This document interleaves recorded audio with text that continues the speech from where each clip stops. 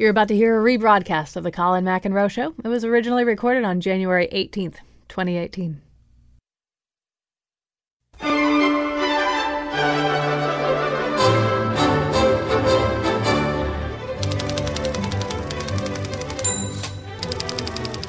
All right, so if you're listening and you're, 30 years old or under, that's a typewriter. That's a noise a typewriter used to make. And it had paper in it. And never mind. They were actually kind of fun, typewriters. And paper was kind of fun. And paper is still around. In fact, let me make a quick observation. So I'm not, in fact, a huge fan, or I haven't really watched a lot of either version of The Office, the comedy show about a really terrible boss and a really terrible office. So it had eluded my comprehension that in The Office they are actually working for a paper company, and so the whole idea of that, I presume, part of the comic conceit, some of the sense of comic futility that would hang over the lives and fates of the people on this show, The Office, would be that they're working for a paper company, which is by definition doomed, right? At least according to the way we think about these things. And that's one of the things we're going to explore on the show today, is whether or not the way we think about these things is, in fact, an accurate way to think about things. But in any case, this is the part of the story that I love. So the show, of course, has been extraordinarily popular. It's not on the air anymore. It has been extraordinarily popular, so popular that in 2011, you're going to like this, in 2011, Staples licensed the name Dunder Muffin from NBC or Comcast or somebody so that they could put out a line of Dunder Muffin paper products, which they have done. I think they sell it at a site called quill.com.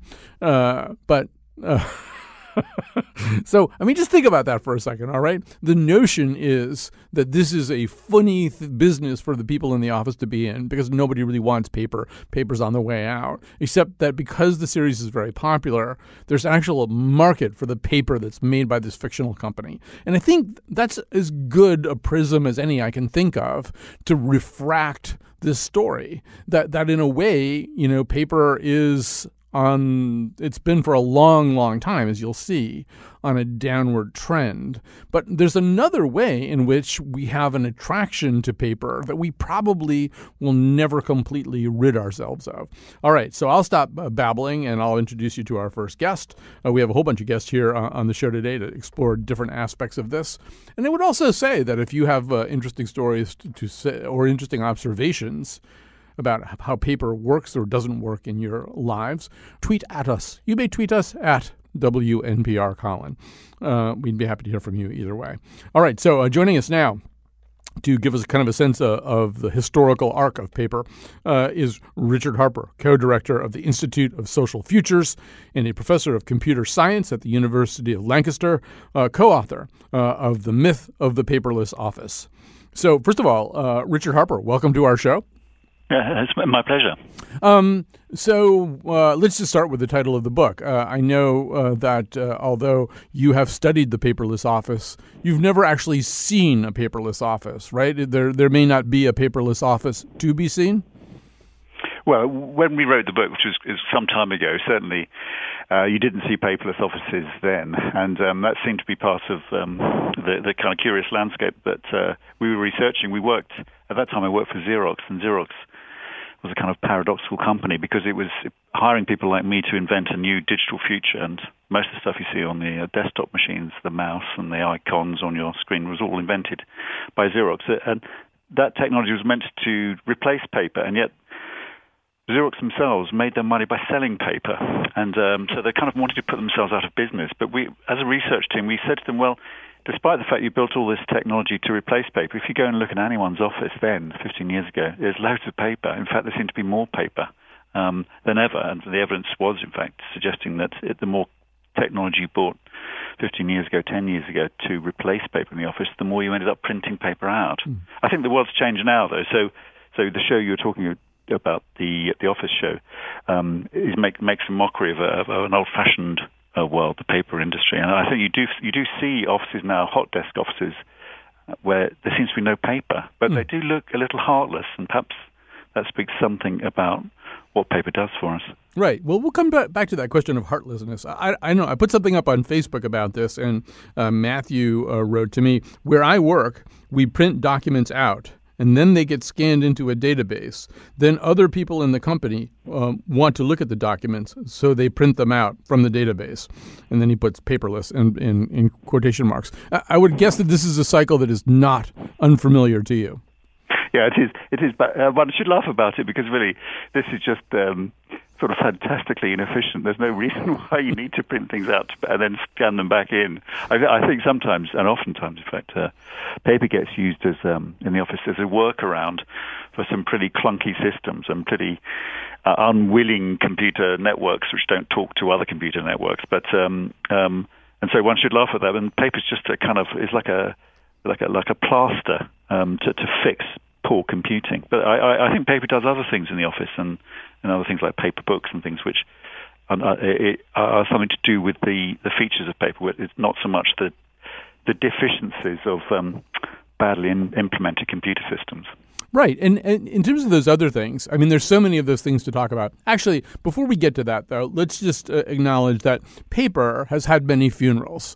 And we can talk about the funeral that started in 1975, although if we have time, it might be interesting to go back into the past because, in fact, some of the other funerals go back into the 1800s. But somewhere around 1975, when there really weren't office computers, somehow or other, people had already begun envisioning this world in which paper would be less and less necessary. How was that the case that they were thinking that? Well, when Xerox and other companies, and many of which have now disappeared, started building computers which were not just scientific tools, but actually tools for the office, the things they were designing those computers to do was to basically enable people to create and read and share documents.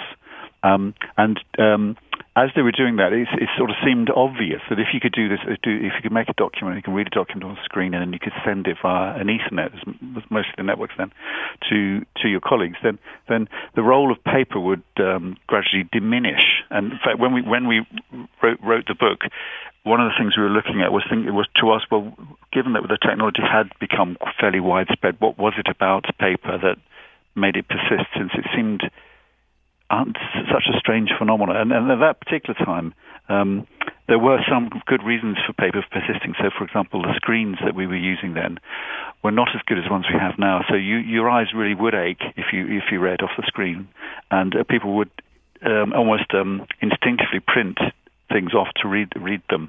But there are other things that we noticed all those years ago which the computer systems couldn't do. So if you looked at people reading documents in the office, as we did in all sorts of different places in America and in Europe, one of the obvious little things we noticed, which we had never thought of when we were designing the systems, which were, for example, people mark on paper documents with pen and scribbles and make strange little annotations, but they also interleave one of the documents they're reading with another report, like last year's report, and they cross-reference to it. And then often they'd have a third piece of paper where they're making notes for resources for the document they're going to produce.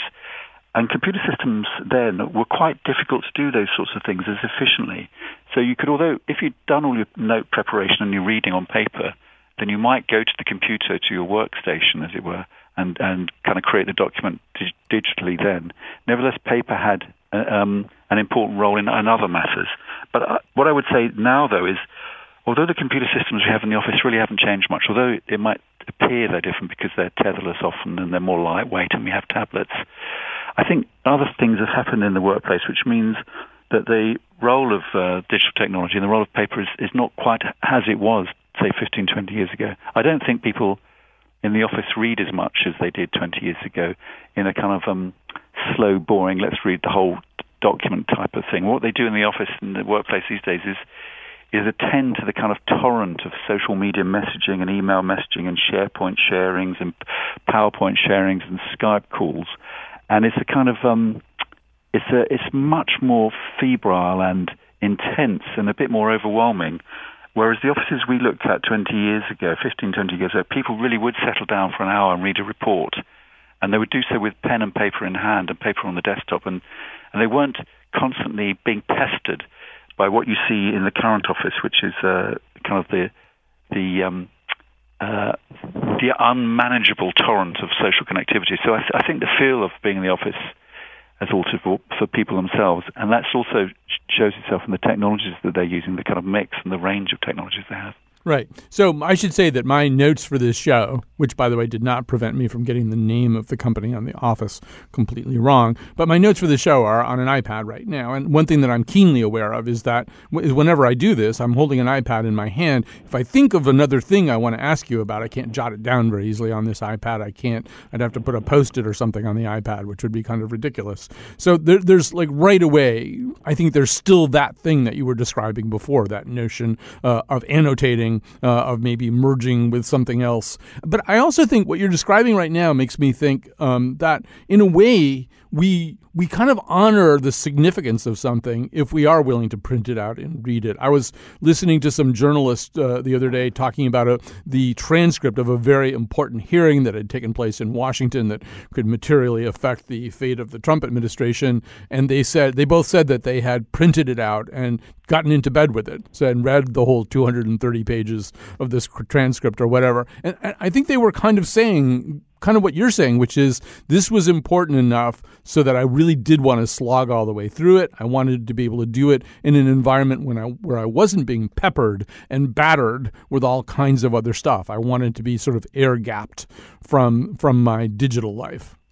No, I think that's right. But I think partly you print out such things because they're important.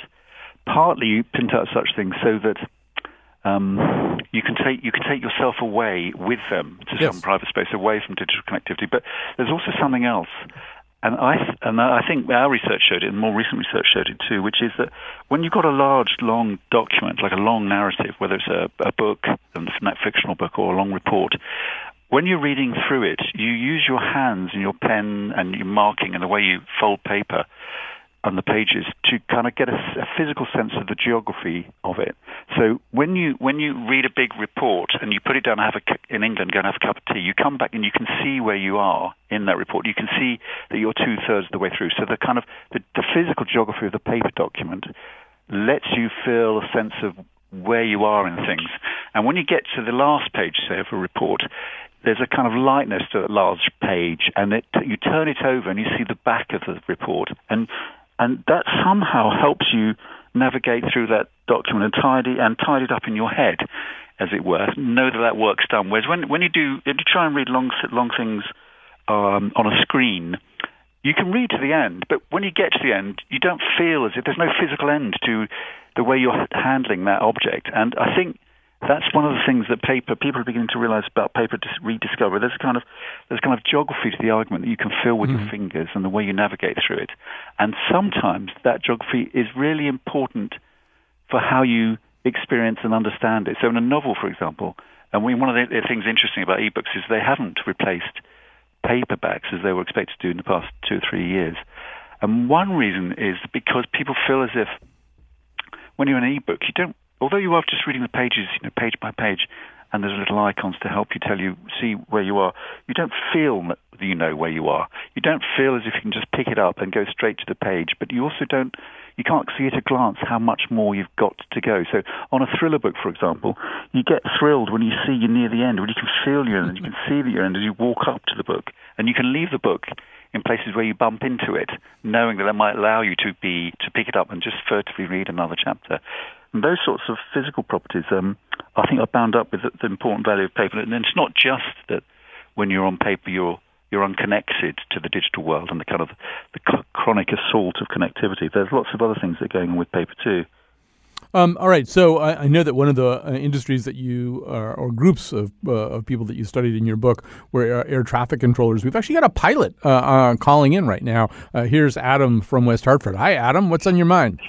Hey, Colin. Thanks for taking my call. Sure. The airline industry, I'm a pilot for a major airline, and we're starting to go towards everything being in digital. So flight plans, everything, just uploading to an iPad so we could just look at that. Because right now, when we step to the desk where everyone, gives their ticket, we print off probably a, 10-foot-long piece of paper, essentially done by a dot matrix printer, which is probably the only thing keeping those companies in business still.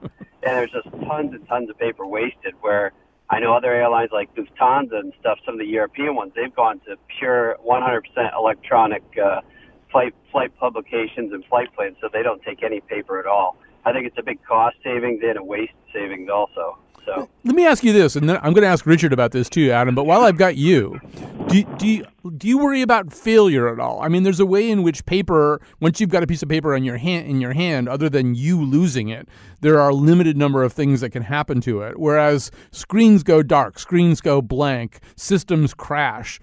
Does that bother you? Worry you? Well, that is a concern. However, both the captain and myself, first officer, we both have a tablet that we're using, so we could always, look at that. The flight plan itself, we upload to the computer system, the flight management system on the airplane itself. So that's not really the problem. It's more when we're using our charts and approach plates that we look at to, get into an airport or out of an airport.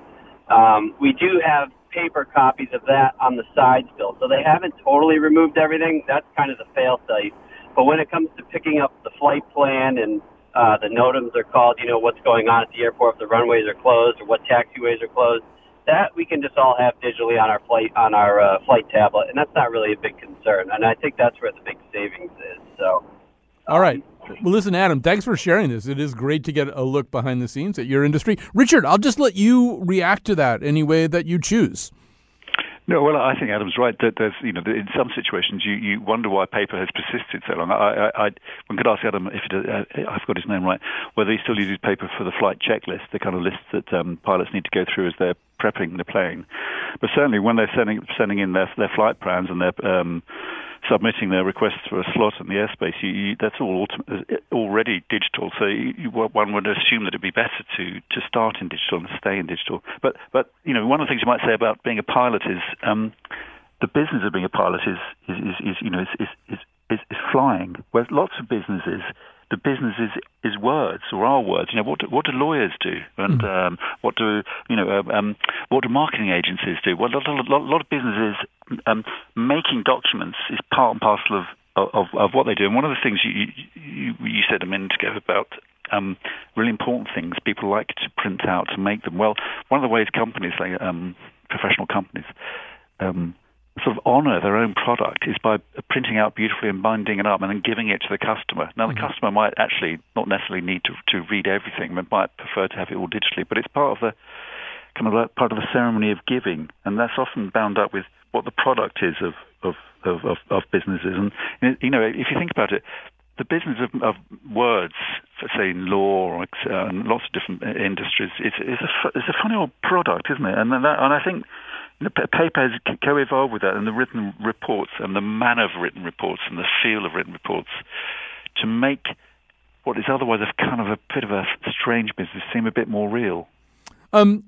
Just in that level of our security, and both our sort of mental and psychological security, and then security in its other sense. As you've probably heard, we're a little worried about our elections here in the United States these days, and we have this this very odd notion that maybe Mr. Putin would like to have a bigger impact on our elections than a Russian leader really should, and so we're very worried about the security of our voting machines. And at some atavistic level, I think, so there has to be paper involved. There has to be a paper record. You shouldn't have a completely paperless voting machine. That's a voting machine that can be hacked and tinkered with in a way that's undetectable. So am I engaging in magical thinking about this? Is there in fact nothing about paper that is any more or less secure than a good secure electronic system? I think you are pointing at something important, which is, and electronic systems are not secure, but nor paper-based systems. They do different things. They have different vulnerabilities. But I think one of the things that you might, if you sort of see society in a bigger picture and look at why people do things. One of the things you might say about what people do and what we've done for generations is we like to make things and we like to create things, and the things have to be real things. And sometimes those, a nice simple example: when your partner's, when one of your kids is their birthday. most parents much prefer, along with giving them presents, to give them a real birthday card, a paper birthday card, rather than just a click-through on a screen, because there's something real and tangible. And not only can you give it to them, but you can see them hold it, and you can see them put it on the mantelpiece. And similarly, some of the things we do in life seem to be so precious and such important measures of what we're about that to make them just kind of a fleeting touch on a screen seems to diminish them. And voting seems to be one of those things. You feel like saying that, not only do I want to write on a piece of paper, but I want a big piece of paper and I want a big pen. And I kind of want it to make a lot of noise when I do it, like I'm scratching my mark on a great stone or something, because it's such an important demonstration of my involvement. And I think that points towards something about what's deep inside of us, about the corporal, the real, the touchable, the givable. And one of the problems with the digital is it seems to trap you in just inside your mind, just inside an imagined world, and a world you can't grapple with. And you feel, because you can't want to grapple with it with your body, that something makes you feel ill at ease about it, as if you're losing placement somehow, if that makes sense. Well, there's a word that you use that I have never encountered this word before, but I like it very much. It's affordances. Explain what you mean by affordances, particularly in this context. Well, it was a word conjured by a psychologist a couple of decades ago, and he was trying to persuade his colleagues that instead of treating the world and things in it as just sort of fixed things, you sort of you see them and you know their shapes. Think of the things the physical things in the world in terms of how they get used, in terms of what you do with them. So, a pen you hold with your fingers, but you hold for quite a long time. So your fingers the pen needs to be shaped so that it doesn't make your fingers ache. The steering wheel on the car needs to let your fingers loosen a little bit and spin through it. A book needs to be, a paper book needs to be light enough for you to hold it in your hands, but heavy enough for you to feel as if the book itself has a weighty story inside of it. And he said that you could describe those properties affordances. And paper has lots of affordances, like you can write on paper, you can tear paper up. Paper can be has sides on it. All those are affordances, whereas digital has some of those affordances, but other affordances. For example, digital files like an email can disappear. It can just vanish. Whereas it's very difficult to make paper disappear. In fact, one of the things you might say is a curious property, a curious affordance of paper, is that paper is often recycled paper. Papers can be made out of recycled clothes. So paper has kind of persistence about it, an affordance which is it's quite different from one of the properties of the digital. And one of the affordances of the digital, which makes people worry, is precisely its transience, the ease with which it can disappear. But another affordance of the digital is this also another kind of magical property, which is just as it can be seen here, say in my office in England, you can see it in your office in Connecticut at the same time. So the affordances of space in the digital are quite different from the affordances of a paper document. One of the nice things about a love letter, say, written on paper, is that it can only be in your lover's hands or in your hands. Whereas if you send a love letter, say, on a digital, you feel like saying, is it a copy of it in the cloud? Have Microsoft got a copy of it somewhere? Have Apple got an iStore copy of my love letter? Where are all the copies?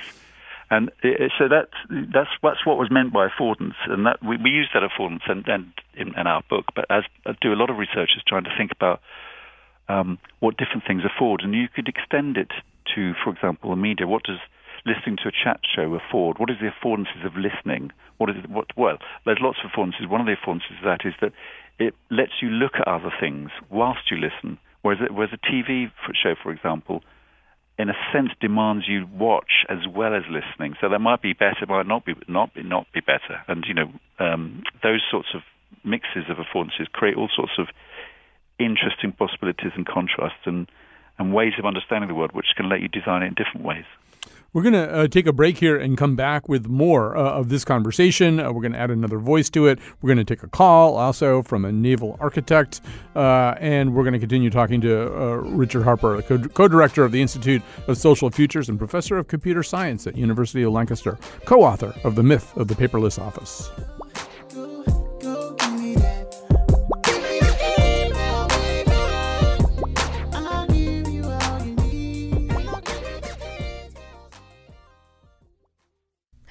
You're listening to a rebroadcast of the Colin McEnroe Show. It was originally recorded January 18th, 2018. We're talking about the myth of the paperless office, but also the persistence of paper, but also the imperilment of paper. All those things are being talked about on the show today.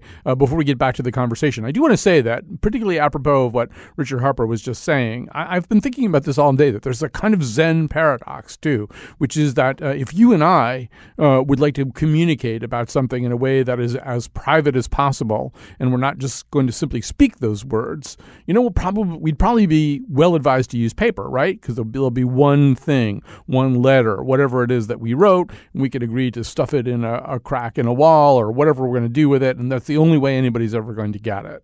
So there's sort of a way in which we think of paper as a good way to stay private, but it's also, so paper is kind of permanent that way, but we also think the other way about paper too, which is that, it's not as searchable. A piece of paper can get lost and then you'll never be able to retrieve it. Whereas things in the digital universe tend to get cached, and preserved and stuff like that. So I don't know. I've been pondering this Zen koan about paper. It's kind of both things. All right, so we have more of Richard Harper, and we're gonna add another guest. But before we do that, just simply because I only really have two good lines here, let's add for a moment Bill from Madison, who's calling in. Hi, Bill. What's on your mind? Hi. Hi. Big fan of your show. Well, I started out my talking to your producer that the transformation in my business is so profound. We really are pretty close to paperless if you just add up like percentage of paper or something. And you're a naval architect? Right. So I draw boats. Yeah. Or big ones. Yeah. Little ones, everything. Yeah. All of us in this business basically have a disease. Mm. We got infected at a young age and we can't stop. And we somehow figure out how to get paid to do this. Mm-hmm. And so we started out with pencil. My generation is the last one that actually spent time on the boards drawing. And so in my early career, I was actually drawing and even using ink and the whole thing. Mm-hmm. And now I don't have to do that. But so what happens is most of the things we produce never get printed full size. Mm-hmm. They get drawn. And they get developed, and then they get put into a PDF, and they get sent, and they're reviewed electronically. The classification societies and the government agencies, the Coast Guard, review them. They require an electronic copy. Mm-hmm. They get reviewed on screen. They get marked up on screen. They get sent back with the comments. Is there any Is there a downside to that? Yes, of course. So the strange thing is that every time we say, this is a little out of hand, and we turn on the plotter and we get another roll of plotter paper and we put it in there and we do a more formalized, old-fashioned checking process. Mm-hmm. And we run the plotter and print out a D size or an E size, which is 24 by 36 or bigger. Get out the red pencils and mark it up. You end up with a better product. Mm-hmm. You end up getting out of negative feedback loops. And the strange thing about working digitally is that scale is arbitrary. And the interesting thing is I've got colleagues who are as young as 23 and they see the same issues They see paper as a valuable resource to make a better product. Right, and I think you're perfectly describing, actually, what Richard Harper was talking about with affordances. There's a way in which that use of paper and your document, your plan in that paper format affords you certain opportunities and experiences and even perceptions that aren't really available or as available in the digital form. All right, so let's continue our conversation. Richard Harper, as I said, co-author of The Myth of the Paperless Office. We're also going to add to this conversation Mark Pitts, Executive Director, Printing, Writing, Pulp, and Tissue for the American Forest and Paper Association. So, Mark Pitts, welcome to the conversation we've been having. Oh, sorry. It would be helpful if I actually put you up on the board, Mark. The opportunity to join this. Okay. And so, Mark, for all that we're talking about right now, and for all that we're maybe celebrating some of the uniqueness of paper, it would be wrong to suggest that paper doesn't face some pretty vast challenges. I mean, paper has seen significant downturns in consumption and use. Tell us about those. Sure. Well, let's just start really from the beginning, if I could, just for a second. Paper production in one form or another has been in place in the U.S. for a long time. First paper mill in this country started in 1690. So as a starting point, I can say unequivocally that, yes, paper has increased in use and production since then. But I think you probably are looking for a more modern context.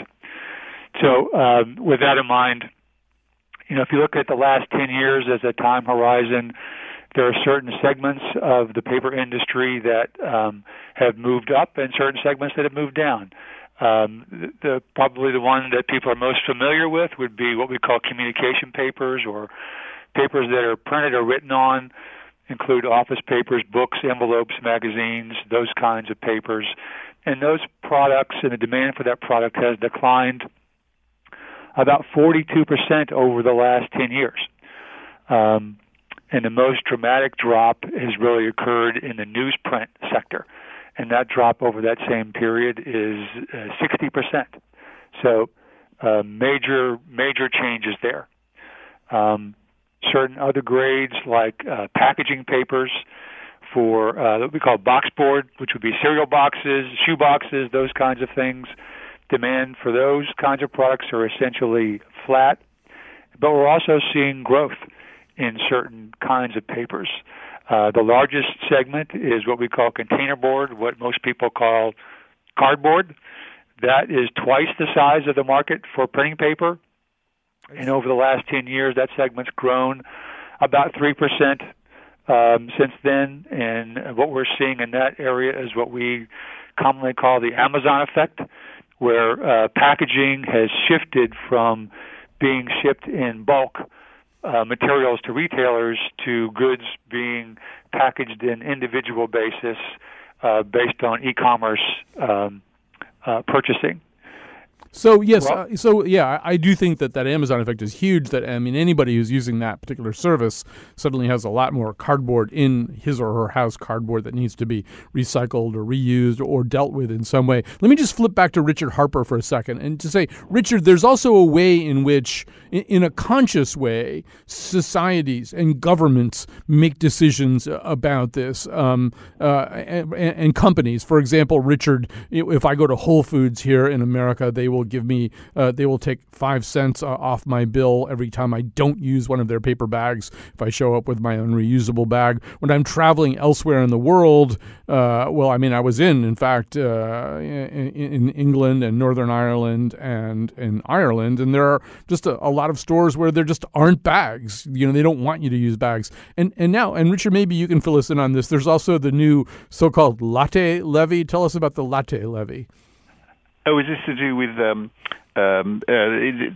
way you drink, what holds your coffee? Yeah, exactly. And recyclable cups rather than disposable cups. I think there, though, and also the question of bags is really the contrast between plastic, which persists and lingers, and paper, and regulations to try and negate the spread of paper bags and the kind of the chaos of them. And but paper is the better choice there. I think that's the argument there. I think what's interesting about what just been said about communications paper is how some declines in paper, not necessarily to do with the affordances of paper so much as to do with, if you like, the affordances of other media. So newspapers, for example, flourish when they have a kind of a benign circle of sufficient advertising for them to justify having more news copy, and more news copy makes more space for more advertising.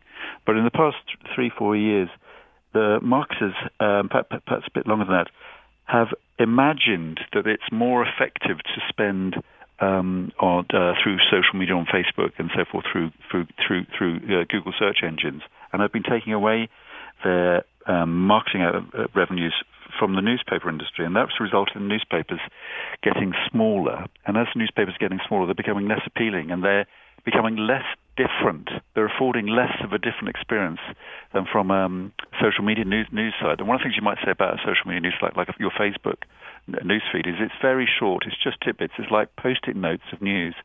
And you can contrast that with, say, the New York Times, which used to be, and still is, relatively a substantive piece of text, and affords different kinds of experience.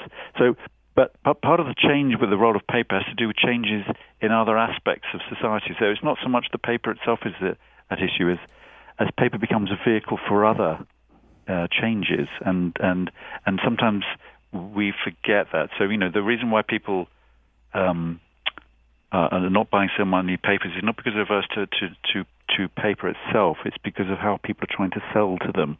And in this instance, it's just paper's pretext. Yeah. Let me just swing back over to Mark Pitts about this too. So, Mark, I've recently returned to teaching and at a college level, and I'm noticing how many things it's suggested that I scan things up onto a platform where all my students can access this, and I'm willing to do that, but it also seems to me that there are times in which students probably even want to hold a textbook, a book in their hands. Mark, does the industry know anything about this from its research? Well, there's been a lot of research done on that. I think it's pretty clear that we've seen over time that paper does, as Richard has indicated, that paper offers a unique sensory experience that other forms of media just can't duplicate. Both from a physical sense and from a neurological sense. And there have been studies done about student preferences for paper over digital books, and many of those indicate that comprehension is improved with the physical book. It improves focus, recall, particularly on complex subjects. There was a study done by Dr. Engelman at the Baylor College of Medicine's Laboratory of Perception and Action, where he said that paper directs attention and working memory much differently than reading online does, and it results in increased understanding and retention.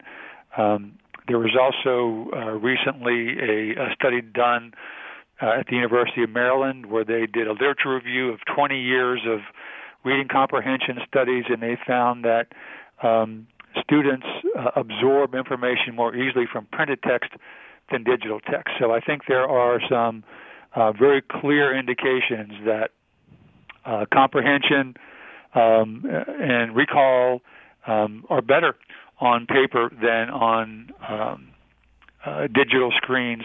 And there's a real scientific neurological support for that thinking.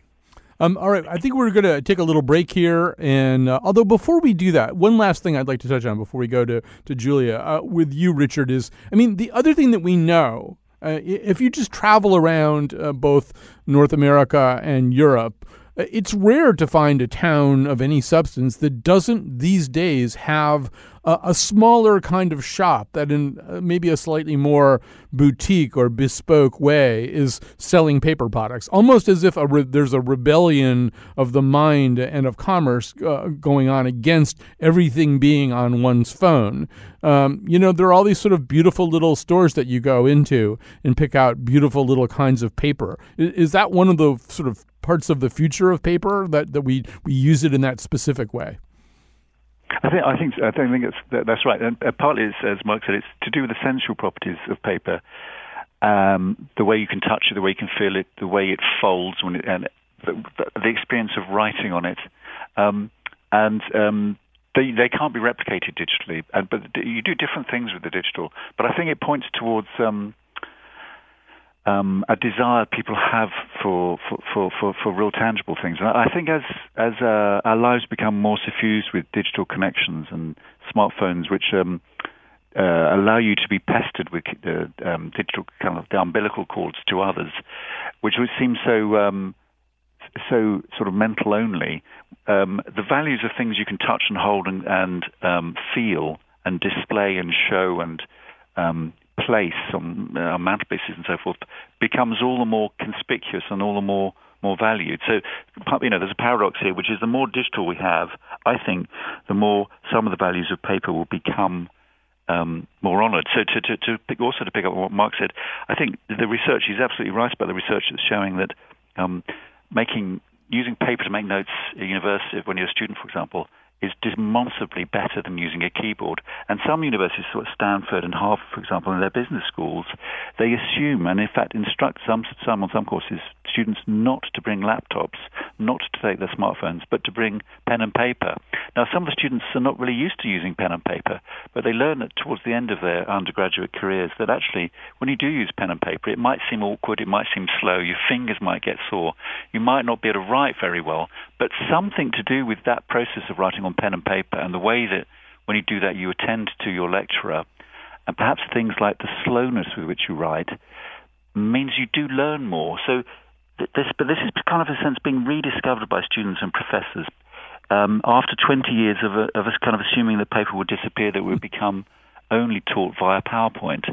And so I think that people are beginning to see values in paper and some of its physical properties and the ways you use it, which were neglected and not really we weren't really so sensitive to when paper was ubiquitous and when there's fewer choices.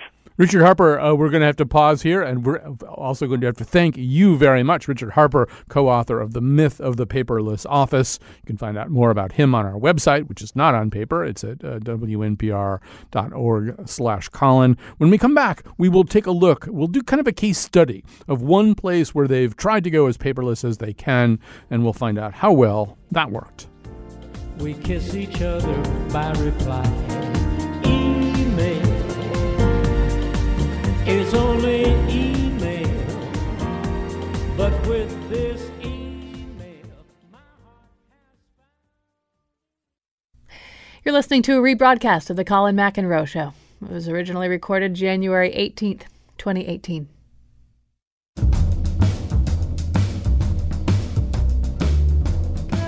So many times I'd be sitting in a bathroom stall and there would be no toilet paper. So finally, I put the NovaWipe app on my phone, and now my phone is really disgusting. Today's show is produced by Josh Nalea and me, Kyone Wolf. Amanda Fish still wraps other fish in paper. The part of Bill Curry was played by Ricky Gervais. And now, back to Colin.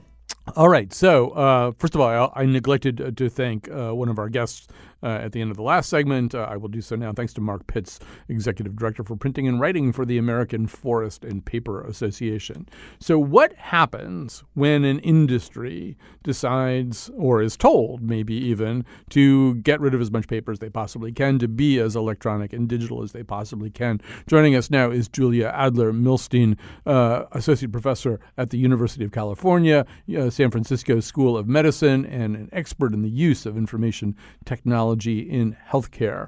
So, Julia, first of all, welcome to our show. Thank you. And is it Milstein or Milstein? I bet you I got it right. Milstein. Oh, I got it right. You got it perfectly right. I got it. Roll of the dice. I got it right. So, I often talk about my doctor, Jack, on the show. I don't know why that is. But one day I went in and Jack had a funny look on his face, and he kind of swung this table that was like attached to the ceiling around, and there was a computer on the table. And I could see that everything that had ever been on paper about me at this medical practice that I've been going to for a really long time was transitioning into a digital format, which at that moment anyway, Jack wasn't entirely happy about. So I'm sure that you can peg when that was, right? That was probably sometime after 2009. Why is 2009 significant?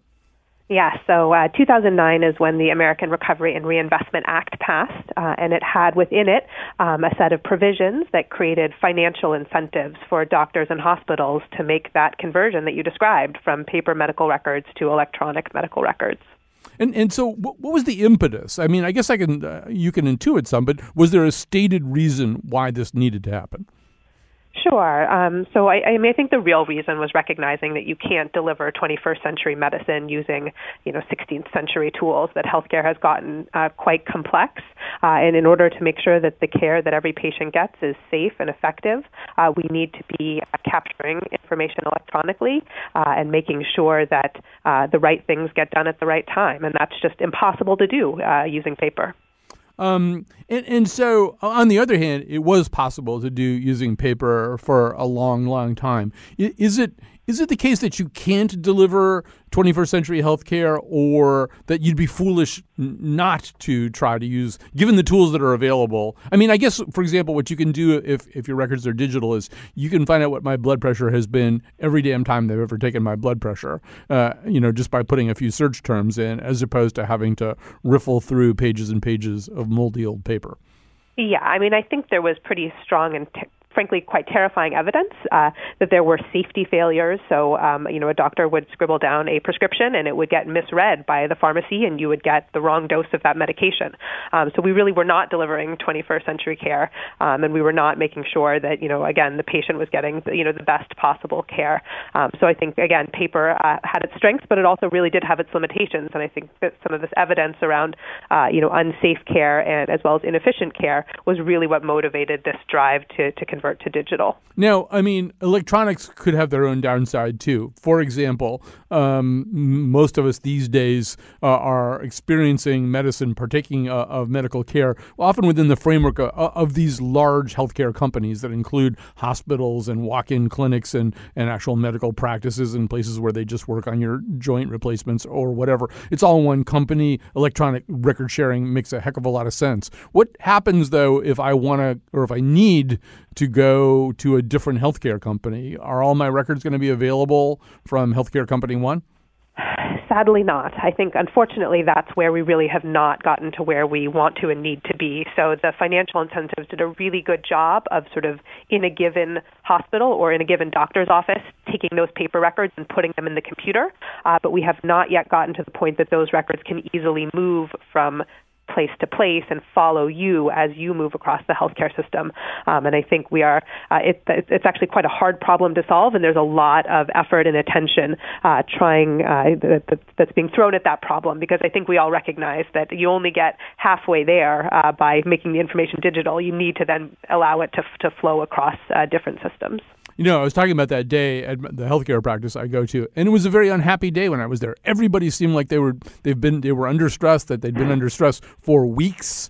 They had this rather haggard look where everything that they did was kind of in a state of upheaval. They couldn't find things they wanted. Is that typical? Is this a tough transition short term? Yes, that's a perfect way to put it, as you just described, that it really does change almost every aspect of, I think, what healthcare professionals are used to doing. And it's because before you had this record, you sort of knew how to look through it. There was a beginning and an end. And when you go to electronic, it's, there's so many different places information can live. And so it really does change the way that you both put in information as well as get information out of the system, and that's a very steep and challenging learning curve. And I think you still find healthcare professionals today who will talk about it as one of the most traumatic experiences of their professional career. And so I think I don't think we appreciated just how big of a change it was. It was not sort of a technical change where you could say, oh, today you do things this way, tomorrow you do things the other way. It profoundly changed, I think, the way that healthcare professionals experience their work.